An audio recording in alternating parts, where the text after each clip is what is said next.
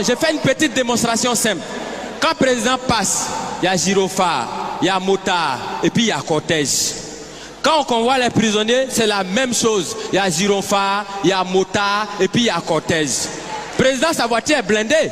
Prisonnier aussi, sa voiture est blindée. Président, quand il passe, il soulève les bras et puis il salue les gens. Prisonnier, quand il passe, regardez sur les cargos là, il y a des trous comme ça. On voit les bras, c'est qu'eux aussi, ils nous saluent.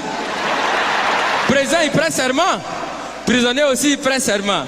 Il dit, je suis de dire la vérité, rien que la vérité. Président, il prend serment où? Au palais présidentiel. Prisonnier, il prend serment où? Au palais de justice. Chacun a son palais. Quand le président dort, on le surveille. Quand le prisonnier dort aussi, on le surveille. Président, il a sa garde spéciale qu'on appelle garde républicaine. Prisonnier aussi, il a sa garde spéciale qu'on appelle garde pénitentiaire. Pour aller voir le président, on prend rendez-vous. Est-ce que pour aller voir les prisonniers aussi, on ne prend pas rendez-vous? Parmi les prisonniers, il y en a qui sont des voleurs. Est-ce que parmi les présidents, bon, pas ceux qui sont vers chez nous ici, hein, au loin là-bas, là. Est-ce qu'il n'y en a pas qui volent souvent l'argent du peuple? Du point de vue orthographique, président commence par quelle lettre? Président commence par quelle lettre? Prisonnier commence par quelle lettre?